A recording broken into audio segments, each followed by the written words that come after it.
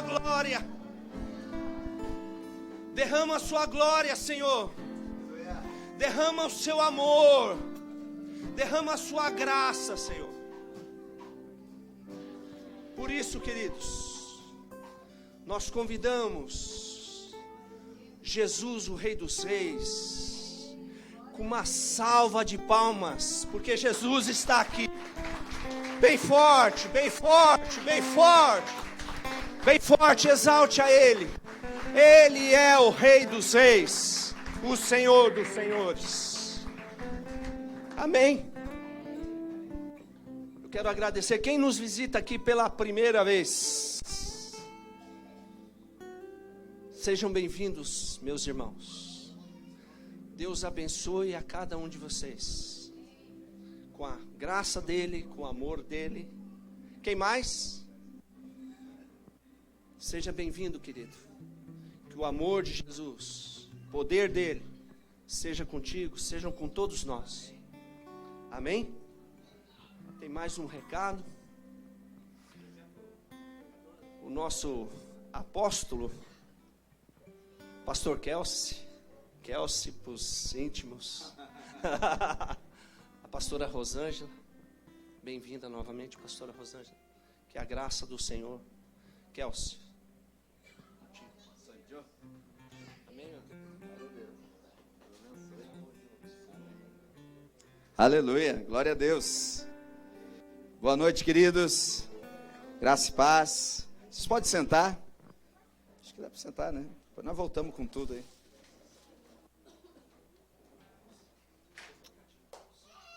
Chamar as crianças.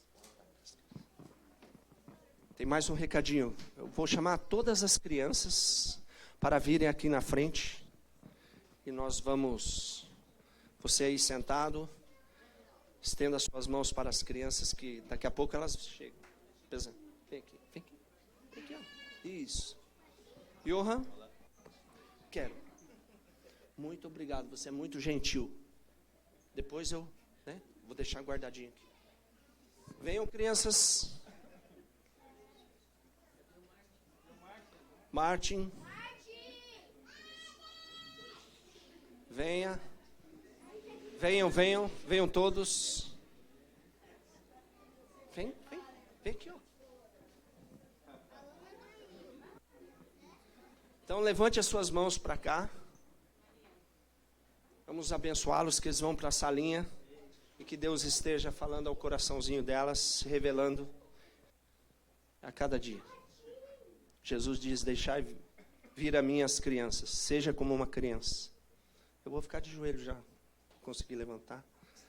Vamos orar então.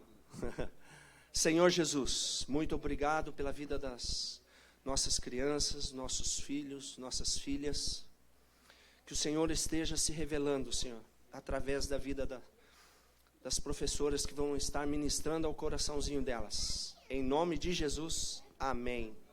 Amém. Sigam o Johan.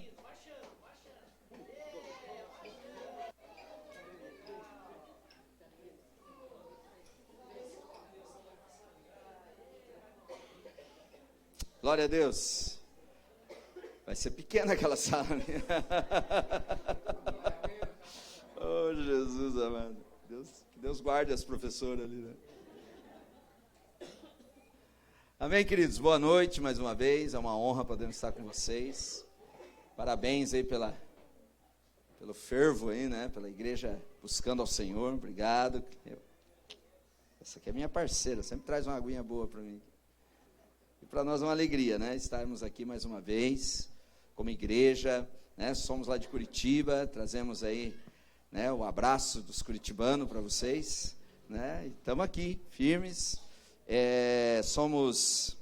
Estamos lá em Curitiba também, trabalhando bastante, como vocês aqui, né? Deus tem feito uma obra gostosa lá, temos visto um grande movimento do Espírito lá. E assim como vocês aqui nessa noite gloriosa, né?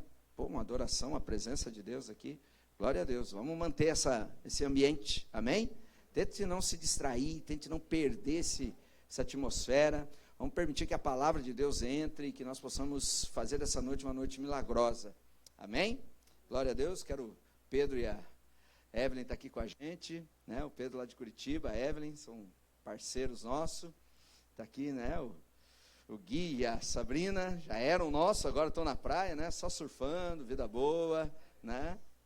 Glória a Deus, né? Mas que bom que vocês estão aqui, tá bom? E queridos, é isso, né? Então, vamos que vamos. Prontos para a palavra? Amém? Quero compartilhar com vocês um princípio da palavra. Trazer algo que possa movimentar as nossas vidas. Então, veja bem, nós somos ambientados no mundo da natureza, né? No mundo natural.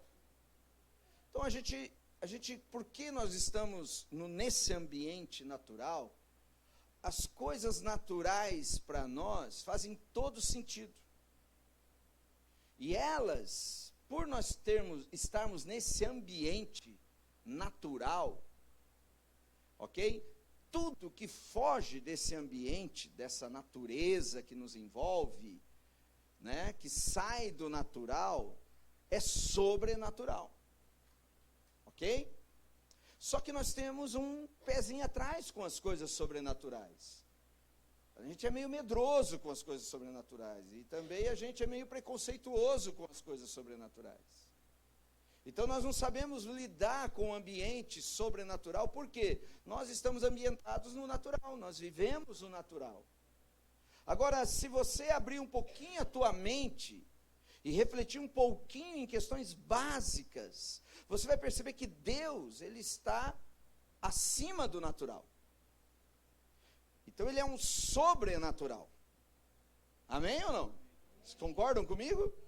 E todas as coisas que movimentam a partir de Deus, elas partem do sobrenatural para o natural. O problema nosso é que a gente vem de algumas tradições, de algumas culturas, que para nós o sobrenatural ou é excluído, eliminado, certo? A gente não quer saber disso, é coisa de maluco, ou a gente tem medo delas.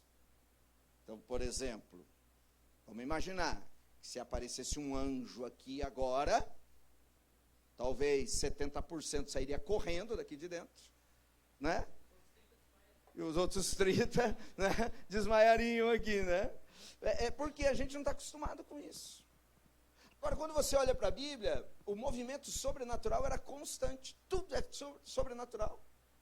De Gênesis ao Apocalipse, você vai se deparar com uma realidade sobrenatural, influenciando o natural. E nós, os que cremos, os que somos filhos de Deus, e movimentamos por fé, o sobrenatural tem que fazer parte da nossa rotina. Vocês estão aí ou não? Então o que acontece? Nós temos que mudar o ambiente, a gente tem que criar ambientes sobrenaturais. E nós precisamos entender isso. Porque, título de informação, ok? Só para a gente ficar mais didático, a compreensão do Evangelho que o Senhor Jesus Cristo nos deixou. Nós podemos entender o Evangelho em três, posso dizer assim, em três ações, em três dimensões, podemos dizer.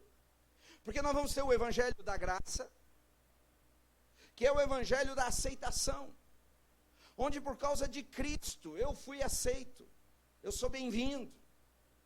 O trono de Deus está acessível a mim, porque não tem a ver comigo, tem a ver com Jesus.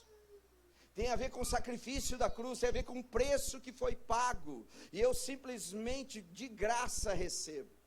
O Evangelho da graça fala do Evangelho da aceitação, fala do Evangelho de me introduzir na presença de Deus, da adoção. Antes não era filho, agora sou filho. Eu estava no reino das trevas, mas pela graça do Senhor eu fui transportado para o reino do Filho, do seu amor. Houve uma transformação, houve uma mudança. Isso é a graça, é o Evangelho, que antes mesmo, quando eu era ainda um pecador, Ele me amou, Ele primeiro deu para depois receber. Então o Evangelho da graça, quando eu estudo e entendo a mensagem do Evangelho de Jesus Cristo, e eu vou entendendo que ela tem fatias, ou ela tem dimensões, fica fácil para eu me movimentar nesse reino sobrenatural, porque o Evangelho da graça fala disso. Meu irmão, não é o que eu faço, não é o que eu tenho, não é o que eu dou, não é o que eu sou, mas é o que Cristo fez, o que Cristo teve, o que Cristo deu e o que Cristo é. Vocês estão aí ou não? E eu preciso me posicionar nisso, porque o grande argumento, ou a grande força de Satanás contra mim é a acusação. E ele vira e mexe, está acusando os crentes não se sentem amados, não se sentem aceitos, não se sentem livres, porque querem fazer valer o seu preço. E eu vou te dizer o seguinte, querido, o preço que foi pago, só ele podia pagar. Para você isso é impagável, você não paga. Não existe. Não existe. Dá para entender isso? Agora, quando eu entendo o Evangelho da Graça, que é uma introdução. O Evangelho da Graça, ele me introduz. Aonde? No reino. E quando esse Evangelho da Graça, que é uma porta que me abre e me coloca, eu vou me deparar com o Evangelho do reino. E o que é o Evangelho do reino? O Evangelho do reino é o meu desafio para conquista. É conquista, é território, reino. É o reino da luz contra o reino das trevas. É o reino de Deus invadindo o reino dos homens, o reino das trevas. Então, quando eu me deparo com o Evangelho da Graça, ele me capacita, ele me dá o Espírito, ele me dá aceitação, ele me dá perdão. Só que agora eu estou no reino. E o que eu faço no reino? Nada? Não. No reino eu sou um conquistador. Eu piso, eu marcho, eu avanço, eu conquisto, eu destrono as trevas, eu arranco o que era de Satanás e trago para o reino de Deus. Eu confronto demônios, eu confronto com o inimigo, eu tenho uma batalha espiritual constante. Por quê? Porque eu sou oprimido? Não, porque eu sou um conquistador. Dá para entender isso? Meu irmão, a maior parte das lutas tuas não é porque o diabo está te atacando, não, é porque você está avançando. E nós temos que entender isso. Porque nós não temos muito claro o Evangelho da Graça, a gente fica, o diabo se levantou contra mim. Não, querido, é você. A Bíblia diz que as portas do inferno não prevalecem contra nós. Então, conforme você vai avançando, o inimigo ele vai tendo as resistências dele, mas a Bíblia diz, resistir ao diabo, e ele fugirá de vós. Então, o Evangelho do Reino, ele tem a ver com o poder de Deus na minha vida, que me capacita com dons, com unção, com a presença, com o exército angelical, que me faz avançar. E aonde eu pisar a planta dos meus pés, o Senhor me dará por herança. Amém? Então, primeiro o Evangelho da Graça. Diga lá, Evangelho da Graça. Segundo, Evangelho do Reino. Evangelho da Graça, aceitação. Eu fui aceito por causa de Cristo. Evangelho do Reino, conquista. Eu preciso avançar. É o que Deus falou para Josué, ser forte, ser corajoso. Faça esse povo herdar essa terra. Tome posse da tua herança. Levanta os seus olhos e vê, porque onde os teus olhos forem, eu te darei por herança. Isso é uma mensagem que o reino de Deus está trazendo para mim e para você. A igreja, ela não fica escondida, ela avança, ela é agressiva. Ela precisa avançar. E depois disso, nós podemos entender também uma outra característica do Evangelho, que é o Evangelho eterno. O que é o Evangelho eterno? É quando eu consigo me captar, me conectar com as coisas eternas. O Evangelho eterno é o Evangelho do trono, é a presença, é a glória, é os querubins, é os serafins, é a nuvem, é os anciãos, é o prostrar, é produzir fumaça, incenso, são as taças cheias, é as coroas sendo jogadas aos pés do Cordeiro, é uma canção cantada ao Cordeiro. O Evangelho eterno é o Evangelho da adoração, é onde o Senhor me convida e me coloca numa postura de adorador, de intercessor, daquele que clama, daquele que se rende, daquele que se prostra. Dá para entender isso? A graça me capacita, o reino me dá força para conquistar, mas é no ambiente da eternidade que eu sou construído. É no ambiente do sobrenatural que eu sou formado. Ô crente, olha aqui para mim. Vocês estão aí ou não? Estou pregando para alguém aí ou não? Amém? Dá um glória aí, irmão. Nós somos a igreja Avivamento, nós somos do fogo, né? Não tem como você viver um evangelho sem você conviver com o sobrenatural. É impossível. Então o evangelho eterno é o ambiente das coisas eternas. É o ambiente de uma eternidade. Eternidade não é um lugar, eternidade é um estado. Eternidade é um ambiente, as coisas eternas. Elas precisam fazer parte da minha vida. Por isso eu posso contemplar, por isso eu posso viver.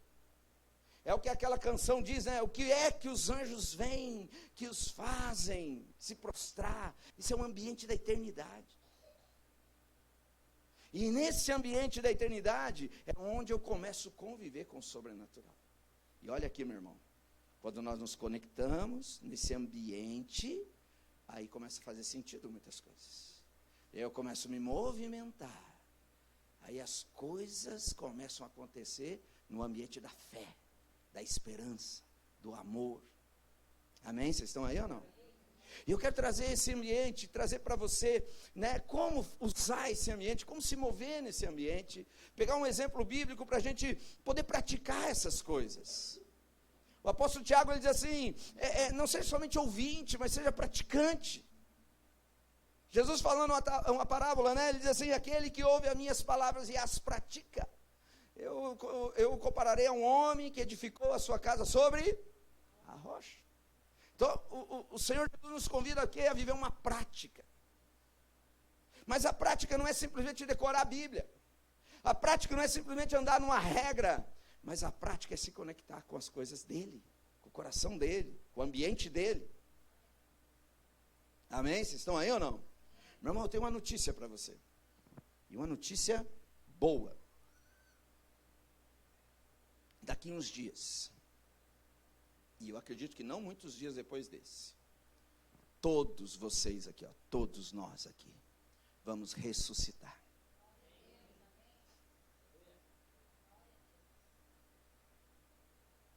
É assim, daqui a pouquinho, todos nós vamos ressuscitar. O corpo mortal será revestido do imortal. O corruptível do incorruptível. Vai ser louco. Vai ser sobrenatural. Sobre essas coisas falaremos outro dia. Mas venha para mim aqui em Números capítulo 11. Números capítulo 11 é um relato de uma experiência que Israel viveu no deserto, cujo líder deles era Moisés. Então, quantos aqui conhecem a história da saída de Israel no Egito? Todos conhecem? É famosa, né? As 10 pragas, o Mar Vermelho se abriu, não é verdade? E eles estão agora no deserto. E o deserto, querido, é um lugar de milagres. Deus é Deus de milagres no deserto. Então, no deserto, eles tinham o maná, que era o alimento diário. Todas as manhãs, Deus providenciava o alimento para eles. O pão de cada dia era o maná. Porém, deixa eu te falar, queridos, quando você não entende o movimento sobrenatural, as coisas de Deus tornam-se fatídicas, tornam sem vida, tornam à toa. Tipo, não faz sentido. Eu quero que você venha comigo. Abra sua Bíblia em Números capítulo 11, a partir do verso 1. Vamos ler bastante a Bíblia, amém? Estamos num culto, vamos ler Bíblia, né? Amém? Então não dorme não, dá aquela glória, dá um glória aí para ela. Assim, aleluia, glória a Deus, né? Conta com o teu irmão e fala assim, acorda aí, irmão, vamos ouvir a palavra de Deus aí. Diz assim, queixou-se o povo de sua sorte aos ouvidos do Senhor. E ouvindo o Senhor, acendeu-se-lhe a ira, e o fogo do Senhor ardeu entre eles e os consumiu em extremidades do arraial.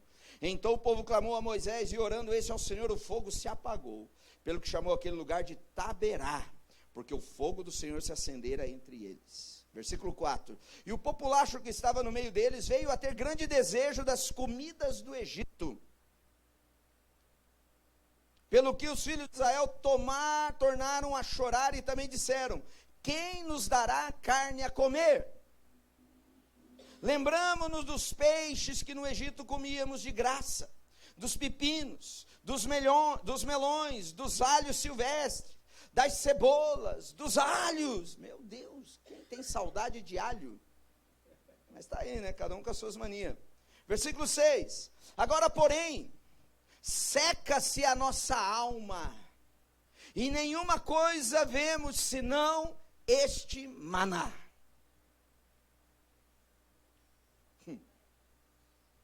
É mole? Sabia que é possível você enjoar de milagres e de provisão de Deus? De novo ir no culto? De novo naquela igreja? Alô? De novo aquelas músicas, ele só canta aquelas músicas. Tem alguém aí ou não? Meu irmão, olha aqui para mim, eu estou pregando para alguém aí ou não? Então ajuda aí, querido. Versículo 7 diz assim: era o maná como semente de coentro, e a sua aparência semelhante à de bidélio. Espalhava-se o povo e o colhia, e em moinhos o moía, e num grau o pisava, e em panelas o cozia, e dele faziam bolos, e o seu sabor era como de bolos amassados com azeite. Quando de noite descia o orvalho sobre o arraial, sobre este também caía o maná. Versículo 10, então Moisés ouviu chorar, ouviu o clamor, ouviu a murmuração, o povo por famílias, cada um à porta da sua tenda, e a ira do Senhor grandemente se acendeu, e pareceu mal aos olhos de Moisés. Disse Moisés ao Senhor: por que fizeste mal a teu servo? E por que não achei favor aos teus olhos, visto que puseste sobre mim a carga de todo esse povo? Concebi eu porventura este povo? Dei-o eu à luz para que me digas: leva ao teu colo, como a ama leva a criança que mama, a terra que sob juramento prometeste a seus pais? Donde, olha o 13, vocês estão aí ou não? Donde teria eu carne para dar a todo esse povo? Pois chora diante de mim, dizendo: dá-nos carne que possamos comer. Queremos carne, Moisés. Chega desse tal maná. Versículo 14. Eu sozinho não posso levar todo esse povo, pois me é pesado. Se assim me tratas, mata-me de uma vez. Eu te peço, se tenho achado favor aos teus olhos, não me deixes ver a minha miséria. Moisés estressou. Povo murmurador, povo reclamão, povo ingrato, povo sem fé. Mais ou menos isso. Versículo 16. Disse o Senhor a Moisés: ajunta-me, presta atenção nisso aqui, 70 homens dos anciãos de Israel. Está pesado, Moisés? Está difícil? Então deixa eu te ensinar uma lição. Meu irmão, olha aqui para mim. Está difícil? Está pesado? Está meio amarrado? Está meio esquisito? Deixa eu te ensinar uma lição. Todos querem aprender. Diz assim o Senhor: ajunta-me 70 homens dos anciãos de Israel. 70 homens. Que sabem serem anciãos e superintendentes do povo. E o trarás perante a tenda da congregação, para que assistam contigo. Então, versículo 17, descerei e ali falarei contigo. Tirarei do espírito que está sobre ti e porei sobre eles. Pergunta número 1. Qual que era o espírito que estava sobre Moisés? Qual era o espírito que Moisés ia tirar dele e repartir entre os 70? Quando Moisés é chamado por Deus, Deus unge Moisés. Interessante que Moisés é conhecido na Bíblia como um dos maiores profetas. Quando Moisés fala de Jesus, ele profetiza sobre a vinda de Jesus, ele fala assim, ó: Deus levantará outro profeta igual a mim. Interessante, né? Qual era o espírito que estava sobre Moisés? O espírito do profeta, espírito da profecia. Moisés movia-se profeticamente. E agora Deus falou assim: você está com problemas? Deixa eu te ensinar uma lição. Reúne um povo, e o mesmo espírito que está sobre você, eu vou dar para eles.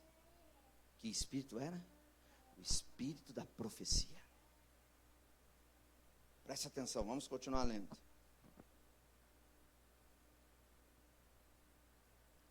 Versículo 18. Dize ao povo: santificai-vos para amanhã e comereis carne. Porquanto choraste aos ouvidos do Senhor, dizendo: quem nos dará carne de comer? Meu irmão, volta aqui. Qual era o problema que tinha aqui? Qual era o problema? Não tinha carne. E o que Deus vai resolver o problema deles? Deus quer resolver? Então, certo. Qual que era a solução do problema deles? Carne. Sim ou não? Tem um problema. Qual é o problema? Que vontade de comer carne. Problema número 2. Não tem carne. Então Deus disse para Moisés: então vamos dar um jeito. Vamos resolver esse problema. Diz o povo: santificai-vos para amanhã e comereis carne, porquanto choraste ao ouvido do Senhor. Quem nos dará? Íamos bem no Egito, pelo que o Senhor vos dará carne e comereis. Agora veja o versículo 19. Não comereis um dia, não comereis 2 dias, não comereis 5 dias, não comereis 10 dias, e nem ainda 20 dias. Mas vocês vão comer carne um mês inteiro, até vos sair pelo nariz. Toma. Quer reclamar? Quer murmurar? Então agora aguenta. Meu irmão, olha que loucura. Não é um dia, eles não tinham carne para nada, agora Deus está falando: cara, fica tranquilo, serão 30 dias de carne. Meu irmão, preste atenção. Os estudiosos dizem que o número de pessoas que saíram do Egito, que estava vivendo esse momento aqui, a Bíblia fala de 600 mil homens que andavam. Então havia um tipo de censo na época, que eles contabilizavam, não todo mundo, porque era uma sociedade diferente, ok? Era meio selvagem o negócio. Então, primeiro, mulher não contava, porque mulher não tinha voz, certo? Então, alguns estudiosos faziam a conta: 600 homens. Esses 600 homens que a Bíblia diz que andavam, por que a Bíblia fala que eles andavam? Porque eles eram aqueles preparados para ir à guerra. Então, eles contavam dos 18 anos até os 40 anos. Então, era essa faixa etária que eles eram homens contados. Então, os estudiosos, eles vêm e somam mulher, filhos, crianças e velhos. Somado esse povo aos 600 mil homens, alguns chutam o número de 3 milhões de pessoas. O que chuta mais baixo fala de 2 milhões de pessoas. Então vamos jogar uma média. 2 milhões e meio de pessoas. Uma grande Curitiba tem 3 milhões de pessoas. Então Deus está falando: eu vou dar carne para toda Curitiba, para 3 milhões de pessoas. E eles vão comer carne por 30 dias. Quantos creem?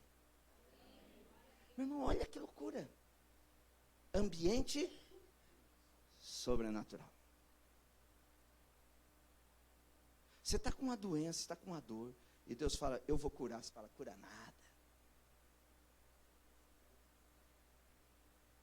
Você está com uma falta de dinheiro, Deus vai prover. Não vai prover não. E Deus chega para Moisés e fala: vocês vão comer carne por 30 dias, cambada de murmurão. Vai sair pelos narizes. Olha a expressão aqui na tua, não sei se é a mesma versão que nós estamos lendo. No versículo 20 diz assim: mas o mês inteiro até vos sair pelos narizes, até que vos enfastieis dela. Fica imaginando, eles vão jogar até para fora tudo, tanto que vão comer. É abundância. É uma abundância. Deus está falando: eu vou fazer um milagre no meio de vocês. E vou resolver o problema de vocês. Só que veja bem, querido, um milagre ele precisa ter um caminho. E Deus vai entregar uma senha aqui para nós. Um código aqui para nós. Tá certo? Diz assim o texto. Versículo 21. Respondeu Moisés, olha o que ele diz: 600 mil homens de pé, é esse povo no meio do qual estou. Lembra da estatística que nós falamos agora? 600 mil homens em pé. E tu disseste, dar-lhe-eis carne e a comerão um mês inteiro. Moisés provando Deus. Moisés batendo boca com Deus. Moisés não era qualquer um. Moisés era sobrenatural, gente.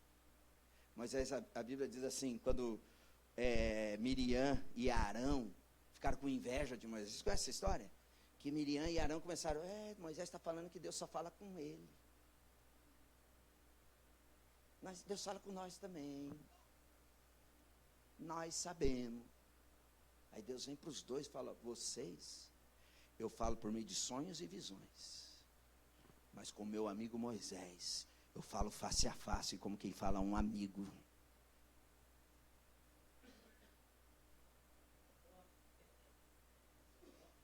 Não é qualquer um, gente. É sobrenatural. Quantos querem viver o sobrenatural? Estou pregando para alguém aí ou não? Quantos estão me entendendo?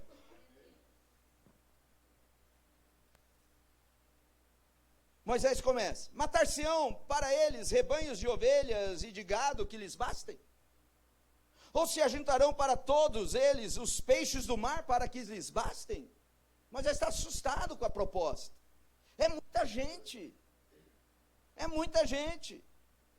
Versículo 23 diz assim, porém o Senhor respondeu a Moisés, ter-se-ia encurtado a mão do Senhor? Ô Moisés, você está achando o quê? Você acha que o meu poder diminuiu? Minha mão encolheu? Você acha que eu não posso? Eu tirei você do Egito. Com o braço forte que eu tirei do Egito, é o mesmo braço forte que vai fazer esse milagre. Minha mão não encolheu, minha mão não mirrou, minha mão não diminuiu. Queridos, quantos creem que Deus ainda pode fazer um milagre na tua vida? Quantos creem que ainda Deus tem um exército angelical a teu serviço? Quantos creem ainda que o Espírito Santo é vivo e ativo no nosso meio? Quantos creem nisso? Meu irmão, está na hora, igreja, está na hora de você abrir teus olhos e começar a contemplar um novo ambiente. Porque logo, logo, querido, nós vamos ser introduzidos na maior batalha espiritual já vista na história. O livro de Apocalipse diz assim que, como esses dias, nunca houve e nunca mais haverá. São os dias que estão prestes a acontecer. Então serão dias sobrenaturais, amém? Quando você lê o Apocalipse, querido, nunca em nenhum livro tem tantas ações angelicais como no livro do Apocalipse. O que você está pensando? É movimento sobrenatural por toda a terra, em todo o tempo, e nós vamos contemplar isso. E nós, os cristãos, nós, os que cremos, vamos viver o extraordinário de Deus. Nós precisamos aprender a entrar nesse ambiente. Diz o Senhor, ter-se-ia minha mão encurtado, agora mesmo verá se cumprirá ou não a minha palavra. Minha palavra vai se cumprir, amém? Saiu, pois, Moisés e referiu ao povo as palavras do Senhor e ajuntou 70 homens dos anciãos do povo e o pôs ao redor da tenda. Então Moisés obedeceu, amém? Olha o que aconteceu. Então o Senhor desceu numa nuvem e lhe falou, e tirando do Espírito que estava sobre ele, o pôs sobre aqueles 70 anciãos. Transferência de Espírito. Agora não era só Moisés. Agora criou-se um ambiente comunitário. Uma comunidade de 70 homens entra no mesmo Espírito de Moisés. Qual era o Espírito que estava sobre Moisés? Qual era? O Espírito da profecia. Olha o que acontece. Diz assim, sobre aqueles 70 anciãos, quando o Espírito repousou sobre eles, o que aconteceu? O que aconteceu? Está o texto ali. Fale bem alto, o que aconteceu? Profetizar. Olha que tremendo. Espírito de sobrenatural, o ambiente. Meu irmão, está na hora de Balneário Camboriú ser ambientado nesse sobrenatural. O Espírito que está sobre você, influenciar a nossa cidade, influenciar a nossa família, influenciar nosso ambiente. Você pode imaginar um ambiente? Todos no mesmo Espírito de Moisés, todos na mesma unção que Moisés, todos vivendo o extraordinário que Moisés estava vivendo, Todos. Olha que loucura isso aqui. Diz o texto, 25, então desceu da nuvem e lhe falou, e tirando do Espírito que estava sobre eles, o pôs sobre aqueles 70 anciãos. Quando o Espírito repousou sobre eles, profetizaram. Mas olha, tem um detalhe aqui, mas depois, nunca mais.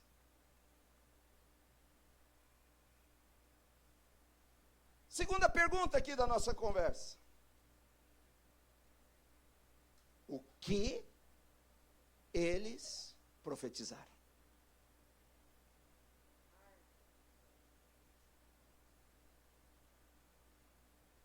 Meu irmão, veja só. Deus está ensinando algo para Moisés. E eu quero ensinar algo para você.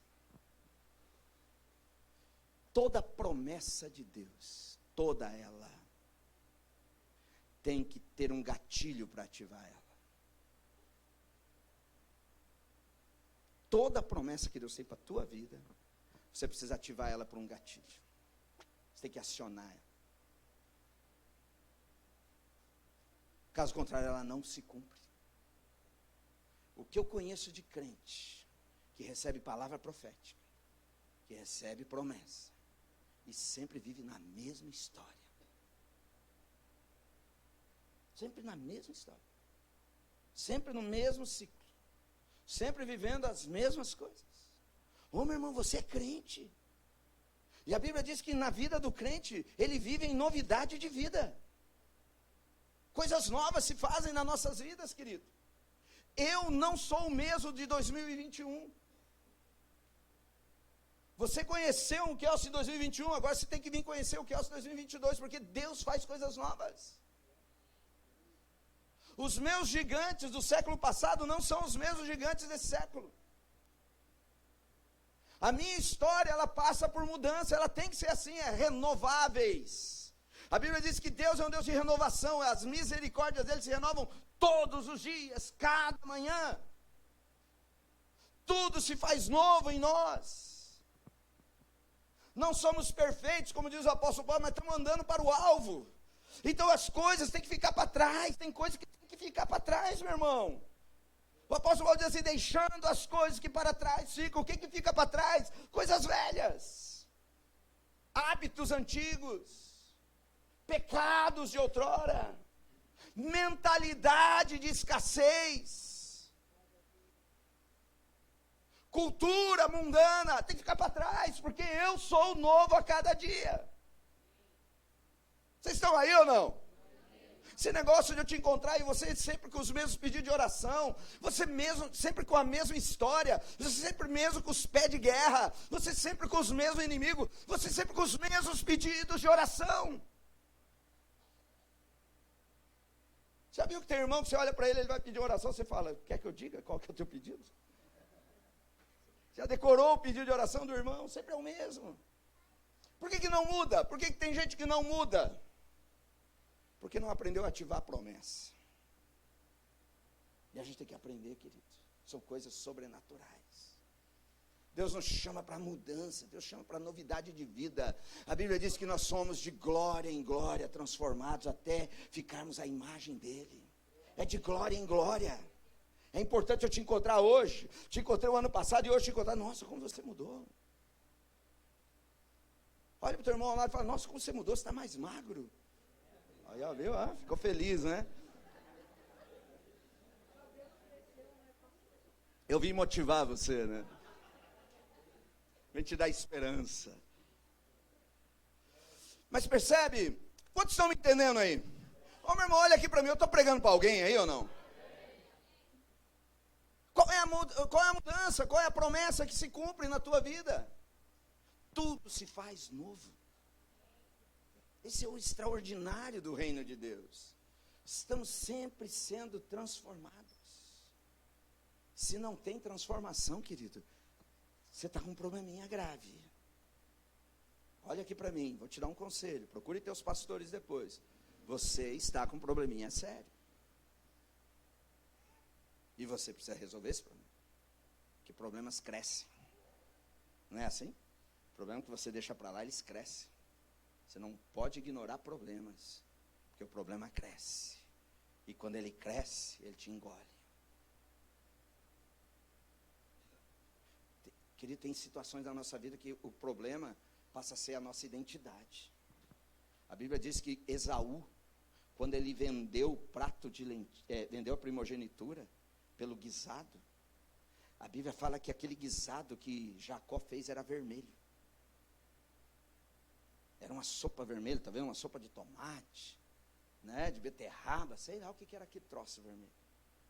Mas a Bíblia diz que quando Esaú comeu o prato de lentilha vermelha, automaticamente o nome dele mudou para vermelho.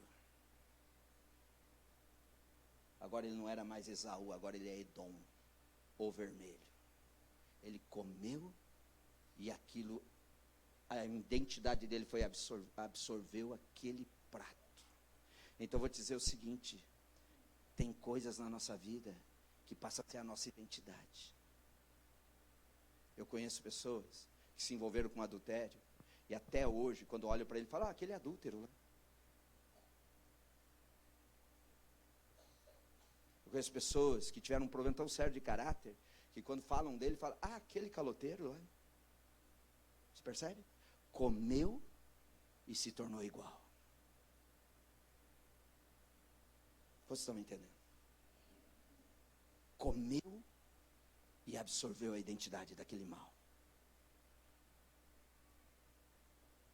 Então você não pode ser conhecido como teu problema. Aí lá vem aquele chato. E lá vem aquele de novo com os mesmos problemas. Claro que aqui não tem disso. Mas você vai aí, né, para Sarras, está cheio assim, né? Quantos estão me entendendo? Está na hora da gente se confrontar, querido. Ser confrontado e deixar a palavra de Deus nos confrontar. Quais são as promessas que Deus está cumprindo em nós? O que de novo tem para você contar? Conta aí. Conta para nós, qual é a novidade de vida que você está vivendo? Qual foi o último milagre? Qual foi a última oração que Deus respondeu para você? Qual foi a última experiência sobrenatural que você teve? Quando foi a última vez que o Espírito Santo falou ao teu ouvido, você, uau, ele falou comigo. Qual foi a última vez que você sentiu que a adoração, você se conectou num ambiente de adoração e você não queria mais que acabasse? Quando foi? Você está muito natural, meu irmão. Você está muito da terra. Você está muito humano. Você tem que ser mais espiritual. Amém ou não? Porque, olha só que loucura. Eles têm um problema e eles precisam resolver um problema. Independente da murmuração, Deus quer ajudar eles a resolver um problema. Independente de quem eu sou, Deus me ama e quer me ajudar. E a ajuda que Deus dá não é me habilizando, é me dando chaves, me dando segredos, caminhos para eu andar. Pare de ter essa ideia de um Deus que você vai sentar no colo e ficar beijando ele. Esse Deus não existe. Deus é pai, pai é que dá destino. Ele aponta para você, anda nesse caminho. Faça isso. E se você fizer, será bem sucedido. Amém? Amém ou não? Amém. Vamos continuar, já vou terminar.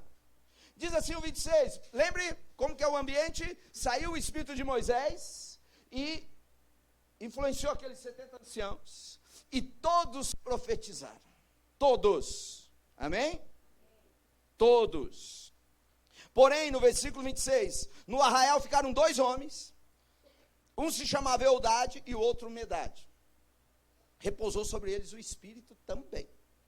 Porquanto estavam entre os inscritos, ainda que não saíam à tenda, e profetizavam no arraial. Provavelmente esses 2 se atrasaram para a reunião. Versículo 28 diz assim, Josué, filho de Num, servidor de Moisés, um dos seus escolhidos, respondeu e disse, Moisés, meu senhor, proíbe-lhe. Esses caras estão profetizando também. Nem são crente direito. Não dão nem o dízimo.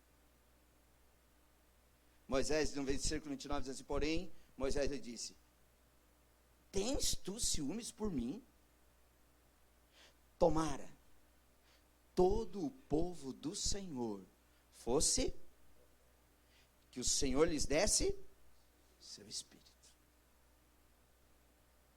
Tomara que todos recebessem esse espírito da profecia. Moisés está dizendo, que bom que todo esse povo profetizasse. Meu irmão, eu faço minhas as palavras de Moisés. Que todos vocês comecem a profetizar. Mas voltando à pergunta. O que eles profetizaram? Qual é a tua promessa? O que Deus tem prometido para você? O que Deus tem falado para você a respeito de você? Quais os sonhos que Deus tem compartilhado a respeito da tua vida? Martim e Débora, qual é a promessa de Deus para essa igreja? O que Deus tem falado sobre você? Sobre tua vida, sobre tua casa, sobre teus negócios? O que Deus tem falado? Qual é a promessa? Porque você tem que pegar a promessa que está no ambiente sobrenatural, trazer essa promessa para o teu coração e transformar essa promessa numa fala profética. Você tem que declarar essa promessa. Eu me lembro, nós mudamos de endereço. Em Curitiba, há 4 anos atrás, nós estávamos no endereço. E por vários motivos, incomodava demais os vizinhos, e o aluguel muito caro, a gente começou a procurar um novo espaço. E demorou para sair, não achava um barracão que se adequasse a nós. Até que apareceu um lugar horrível. Sabe, nada contra, mas uma verdadeira favela. Sabe, um asfalto velho, tudo quebrado, nem parecia asfalto, parecia cascalho. Sujo, feio. Pense num lugar feio. E eu dizia, eu não vou para esse lugar, tá louco. E a Rosana falou, nós vamos. Deus vai fazer uma obra lá. Né? Aí uns outros falaram, Deus, você vai para lá? Eu não vou. O outro dizia, vai, eu não vou. Mas não tinha o que fazer. Sabe quando você é empurrado para o lugar? Quando eu vi, eu estava lá já. Já tinha assinado o contrato. E aí, querido, aquele lugar feio, aquele lugar esquisito. E vamos lá, né? Primeira coisa, arrumamos por dentro, ajeitamos, gastamos uma grana. Em 30 dias nós transformamos aquele lugar em habitável. E vamos lá, ficou bonito, ficou ajeitado até. Mas por fora, quando você olhava pela janela, dava um... E aí, queridos, Deus me fez lembrar das promessas que Ele tinha. E da janela do meu escritório, eu começava a profetizar naquele lugar. E olha o que eu profetizava. Eu quero um asfalto aqui. Eu quero um passeio aqui. Eu quero um jardim aqui. Eu quero gramas aqui.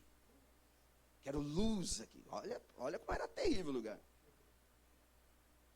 E de repente, um proprietário do imóvel falou, você não quer que eu faça uma calçadinha aí? Falei, faça, deixa Deus te usar, né? Ele já fez uma calçadinha, ficou bom.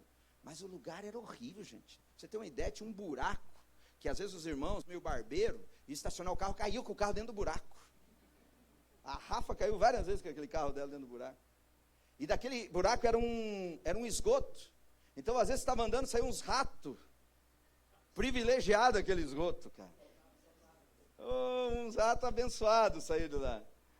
E aqui era aquele lugar. E a gente fez ato profético, a gente marchava para aquele lugar e nós profetizávamos um lugar novo. E queridos, nós estávamos ali talvez 3 meses, no mais 6 meses. Nesse período de 3 a 6 meses, eu consegui, não sei como, ter 2 reuniões. E olha onde foi essa reunião. Dentro do templo da igreja, com o prefeito da cidade e com o governador do estado. É para acabar, né? Os caras foram lá dentro. Entraram lá, nossa, pastor, aqui é bonito, hein? Falei, mas pode ficar melhor. E aí para o prefeito, do lado do... Na época, o governador era candidato, estava fazendo moral, abraçando todo mundo. O que que você quer que nós façamos aqui, pastor, para te ajudar? Eu falei, eu quero um asfalto aqui. Daí contei, dei o projeto, apresentei a planta do urbanismo para ele, né? Se fizer isso aqui é a Estrada Graciosa, um lugar legal. E eu aconselhando o prefeito e o governador me ouvindo. O prefeito olhou para mim, pastor, é o seguinte, em 20 dias nós vamos estar aqui, com as máquinas aqui. Eu falei, tá bom, né? Papo de político, né? Faltou fé ali, né? Meu irmão, em 20 dias, estavam as máquinas, fizeram asfalto novo, e ficou aquele negócio bonito. Só que ainda estava o buraco dos ratos lá. Ainda não tinha, ainda o passeio não tinha vindo. E eu falava, Deus, não está completo. Profetiza, profetiza, profetiza. Aí, Curitiba é dividido em subprefeituras. São 9 subprefeituras. Eles dividem Curitiba por regional. E a nossa regional é a regional Boa Vista. E o vereador do bairro que foi eleito, ele falou, Kelso, eu já fiz de tudo, mas ninguém faz esse troço aí. A prefeitura não vai fazer, cara. A última coisa que eu vou fazer para você, eu vou marcar um horário para você conversar com a subprefeita. Aí você vê com ela, fala para ela, e peça a tua calçada, aí, que está me enchendo já há tanto tempo. Aí eu não fui até o escritório dela. De novo, a maior autoridade da nossa regional entra dentro da igreja e diz, pastor, nós vamos fazer para você. E querida, agora está lá. Passeio, graminha, iluminado, limpinho, sem rato, sem pó, do jeito que nós profetizamos. Vocês estão aí ou não? O que esse povo profetizou, querido? Esse povo queria o quê? O que Deus disse que ia dar para eles? E o que eles profetizaram? Eu fico imaginando aquele culto, com aqueles 70 homens. Profetizamos carne. Queremos carne. 30 dias de carne. Quero carne mal passada. Carne bem passada. Carne ao molho madeira. Carne ao molho pardo. Queremos carne. E foi um fervo, foi um Pentecoste. Carne, dá-nos carne. Profetizamos carne. Profetizamos carne. Solta os ventos do norte, do sul, do leste, do oeste. Vem a carne. Eu vejo carne, eu profetizo carne. Deus prometeu carne. Vai ter carne por 30 dias. Vai sair pelo nosso nariz. Queremos carne, carne, carne, carne. Eles profetizaram. E olha o que diz no versículo 31. Eles profetizando. E no versículo 31, o que diz o texto? Então, diga bem alto, então, soprou um vento do Senhor. E o que esse vento trouxe? Profetiza. E um vento vai trazer as promessas de Deus. Vocês estão aí ou não? Esse é o ambiente sobrenatural. Esse é o ambiente sobrenatural. Vocês estão entendendo o que eu estou falando aqui? E querida, a Bíblia diz que trouxe codornizes do mar e as espalhou pelo arraial quase caminho de um dia. Ao seu redor cerca de 2 côvados sobre a terra. Você sabe o que é um côvado? Um côvado é média de 45 centímetros. 2 côvados é praticamente 1 metro de altura. Teve carne com 1 metro de altura. Virou um tapetão de carne. Porque eles profetizaram. É só profetizar, Rony. É só profetizar. A gente tem vivido isso, a gente tem aprendido isso. É só profetizar. Você tem uma chave. A profecia é uma chave. Quando o Espírito Santo vinha sobre a igreja, acontecia 2 coisas extraordinárias de imediato. Eles eram cheios do Espírito Santo, eles oravam em língua e profetizavam. A Bíblia diz que quando se reunir, é melhor profetizar do que falar em línguas, porque quando você profetiza, corações se quebrantam. Quando você cria um ambiente profético, as coisas sobrenaturais começam a acontecer. Elias, o homem mais profético que nós temos na história dos reis de Israel. E a Bíblia diz que ele profetizou e não choveu. Depois ele profetizou e começou a chover. tem o controle das coisas nas mãos. A Bíblia diz que Deus nos fez reis, governo, estabelecer governo. O reino dos céus é um reino de governo, e o governo está em nós. O governo está no Espírito que habita em nós. As promessas estão aí como semente, você só precisa soltá-las. Está na hora de vivermos, amém? Está na hora de vivermos um grande avivamento, está na hora de vivermos grandes promessas, está na hora de vivermos o sobrenatural de Deus. Qual é a promessa que Deus tem para a tua vida? O que é que Deus tem falado a respeito de você?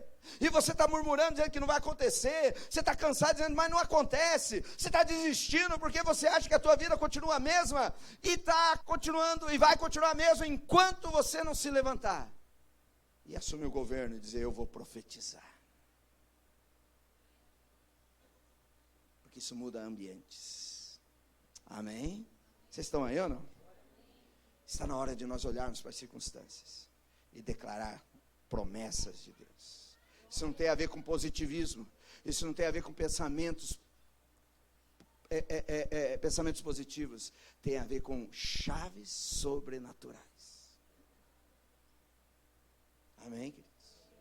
Está na hora de você viver o sobrenatural. Eu me lembro um dia, nós estávamos na época, estava se estabelecendo a Lava Jato, e estava todo aquele movimento de cair a casa, de vir a corrupção à luz, e o escritório do juiz Sérgio Moro era em Curitiba, e era perto de nós. Então nós íamos para lá, e nós ficávamos numa praça que dava de frente para a sala dele, para o escritório dele, e nós reunimos uns intercessores e íamos para lá. E nós ficávamos orando para que Deus abençoasse, para que Deus fizesse as coisas que tinham que ser feitas no Brasil. E ficávamos ali algumas horas profetizando. Eu me lembro que era uma estação de inverno, era mais ou menos nessa época, Curitiba é bem mais frio que aqui, né? E nós estávamos naquela praça, e aquela praça tinha algumas árvores que estavam caindo as folhas, e as folhas estavam tudo no chão. E ali a gente orando, e um peso de intercessão, também um peso espiritual. De repente, o Espírito Santo me fez olhar para aquelas folhas no chão, e ele perguntou para mim, o que você está vendo no chão? Eu falei, eu estou vendo folhas secas, folhas murchas, folha de tudo quanto é tipo. Ele falou, assim são as minhas palavras para o Brasil. Elas caíram por terra.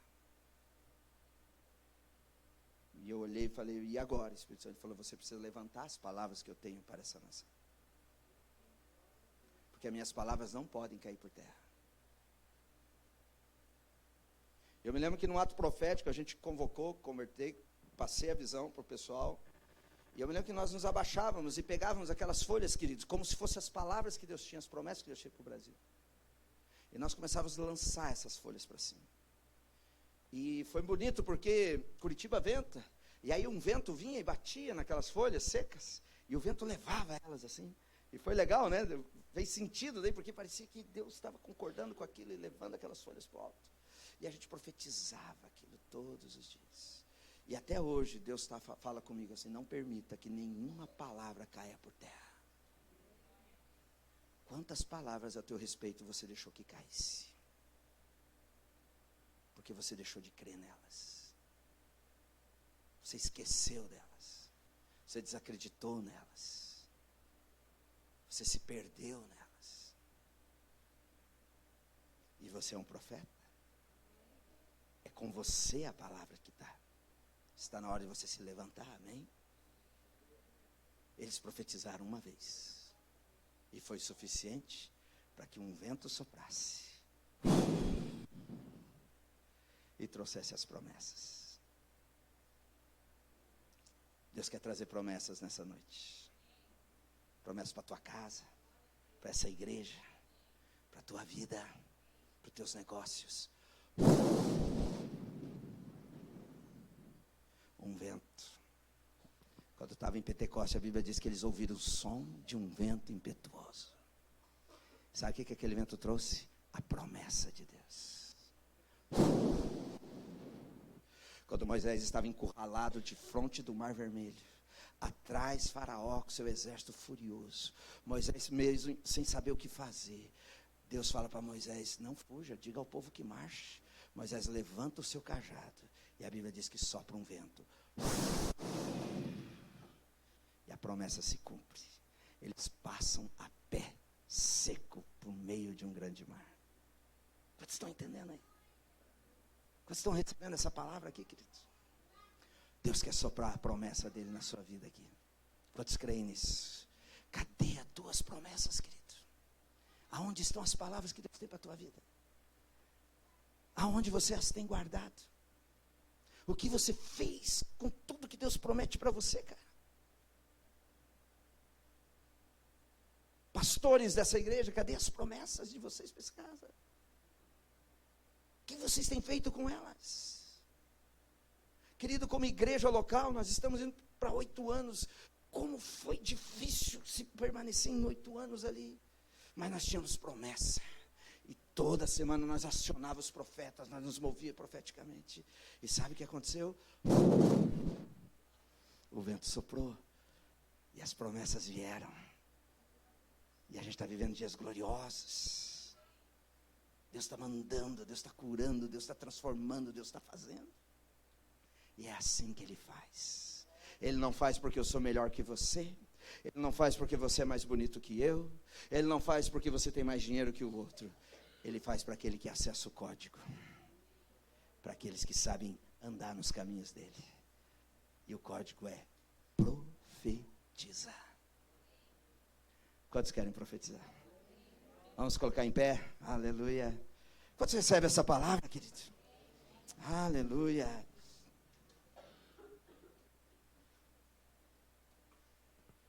Aleluia. Feche os seus olhos.